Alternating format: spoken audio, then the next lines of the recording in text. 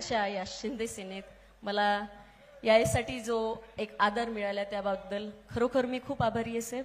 आणि एवढंच म्हणते की एक महिला जर बिगर पक्षाची, बिगर पैशाची आणि बिगर नावाची लढू शकते, तर जिथे शिंदे साहेबांचा आधार मिळाला तिथे आपण पूर्ण महाराष्ट्र नक्कीच काबीज करू शकू. म्हणून पहिल्यांदा जय महाराष्ट्र म्हणताना मी हे म्हटलं की कष्टही करावे लागतील, कारण आज प्रत्येक जण आपापला पक्ष वाढवायच्या मागे लागलाय. आपण त्याच्यात पडू नये, पण आपण कुठेतरी शिंदे साहेबांचं नाव या अमरावती जिल्ह्यात जी झळाळी 95 मध्ये शिवसेनेला होती तीच झळाळी पुन्हा आणायची असेल तर सगळ्यांना एकत्र येऊन काम करावं लागेल आणि ती झळाळी एकनाथराव शिंदे साहेबांच्या नावाने पुन्हा आणावी लागेल. एवढंच म्हणते साहेब. जय हिंद, जय महाराष्ट्र. प्रीतीताई, आपण शिवसेनेचं जे चिन्ह आहे धनुष्यबाण ते साहेबांना इथे प्रदान करावं. हे केवळ प्रीतीताई नव्हे तर प्रत्येक शिवसैनिक साहेबांनी आपल्याला केलेल्या महाराष्ट्राच्या बद्दल केलेल्या कामाचं कृतज्ञता आहे. आज जो शिवसेनेचा बाण इथून सुटेल तो संपूर्ण महाराष्ट्र भगवामय करून सोडेल.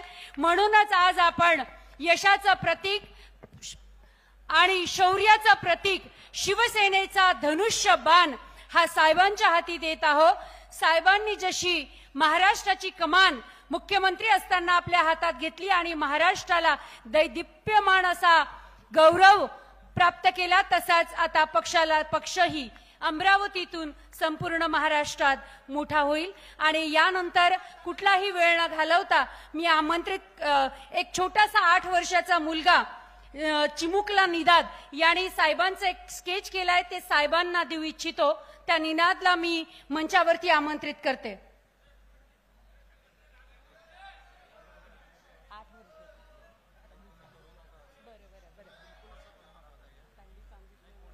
बरं, आणि यानंतर मी आमंत्रित करू इच्छिते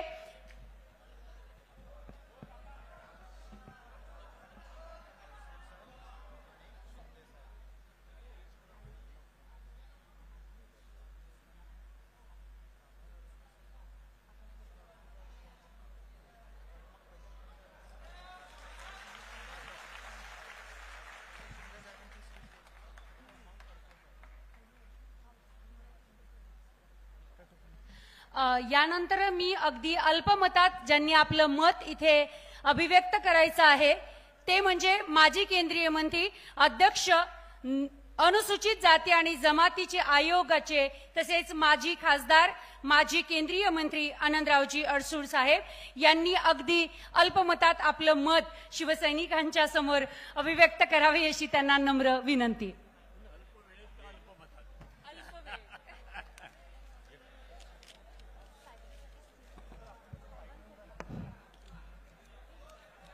छत्रपती शिवाजी महाराज, डॉक्टर बाबासाहेब आंबेडकर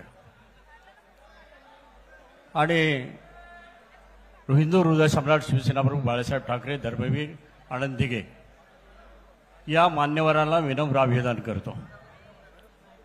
आज हा कार्यकर्ता मेळावा या ठिकाणी संपन्न होतोय आणि या मेळाव्याला संबोधित करण्यासाठी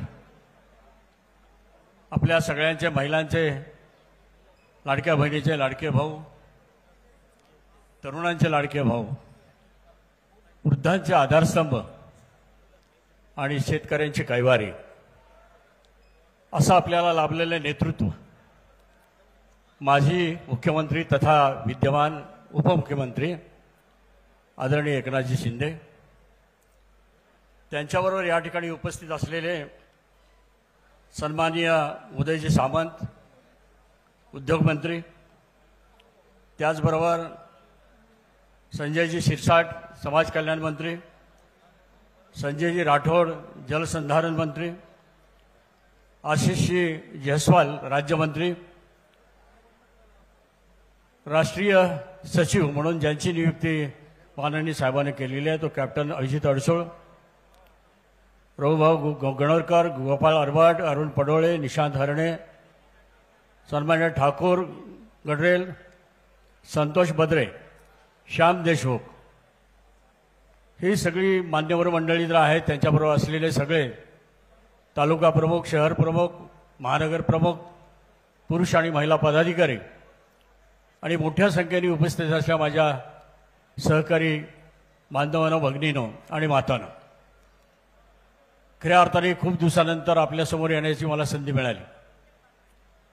मागची निवडणूक मला लढता आली नाही आणि मला खात्री होती तुम्ही सगळ्यांनी भरभरून मतदान केलं असतं आणि उच्चांक अशा मतदानाने मी निवडून आलो असतो. परंतु राजकारणामध्ये चढउतार होत असतात, ते आम्हाला स्वीकारावे लागले, आम्ही स्वीकारले. त्यानंतर कॅप्टन अभिजित याची निवडणूक ही खऱ्या अर्थाने मुख्यमंत्री आणि दोन्ही उपमुख्यमंत्र्यांच्या माध्यमातून त्याला उमेदवारी दिली होती. परंतु काही लोकांच्यामुळे, आणि हे आपल्या सगळ्याला माहिती आहे ती लोक कोण आहेत, कॅप्टन अभिजितला सुद्धा पराभव पत्करावा लागला. या अमरावतीमध्ये आज नाही तर गेल्या 35 वर्ष एक संपर्क नेता म्हणून आणि नंतर खासदार म्हणून 3 वेळा मी लढलो आणि 2 वेळाला जिंकलो, 1 वेळेला हारलो. हरलो म्हणण्यापेक्षा हरवलं गेलं. थोडी साहेबांच्या मनामध्ये खंत आहे. जाहीर सभेला, जाहीर मेळाव्याला उपस्थित शिवसेनेचे नेते आनंदराव अडसूळजी, मंत्री उदय सामंतजी, मंत्री संजय राठोडजी, मंत्री संजय शिरसाटजी, मंत्री आशिष जयस्वालजी, आपले कॅप्टन अभिजित अडसूळ, रविभाऊ गणोरकर, वरुण मालू, गोपाळ अरबट, अरुण पडवले, निशांत हरणे, रेखा खरोडे, अरुणा इंगोले, जयश्री ताई, वर्षाताई, किरण भाऊ, राम पाटील आणि ज्यांचा आज शिवसेनेमध्ये प्रवेश झाला त्या आपल्या सगळ्यांच्या लाडक्या बहीण प्रीतीताई बंड, प्रीतीताई संजय बंड, मी त्यांचं मनापासून शिवसेनेमध्ये स्वागत करतो, मनापासून त्यांना शुभेच्छा देतो. त्यांच्याबरोबर धनंजय बंड, सुजील डिके, सतीश काळे, सागर कोरे आणि मंगेश पगाले, अनिल मोहड, विश्वासराव बुर्दाटे, सगळ्यांची नावं घेत नाही मी. आणि सभागृहात पण माझ्या लाडक्या बहिणी आहेत. माझ्या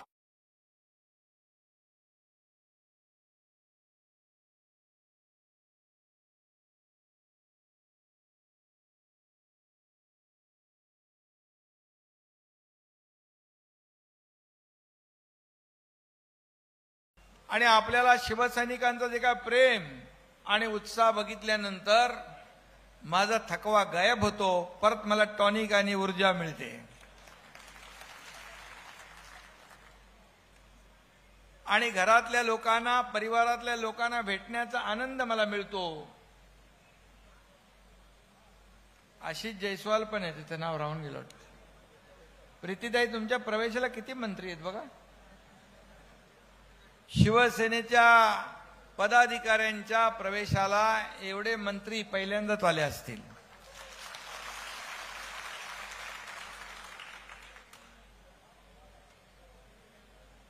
आणि जिल्ह्यामध्ये मगाशी अडसूळ साहेब म्हणाले की एकनाथ शिंदे सीएम होता तेव्हा कॉमन मॅन, आता डीसीएम तर डेडिकेटेड टू कॉमन मॅन. आपली नाळ सर्वसामान्य माणसाशी जुळलेली आहे. हिंदू हृदय सम्राट बाळासाहेब ठाकरे आणि धर्मवीर आनंद दिघे साहेबांची शिकवण आपल्या गाठीशी आहे. त्यांचा आदर्श आपल्या डोळ्यासमोर आहे. त्यांचे विचार आपण पुढे घेऊन चाललोय.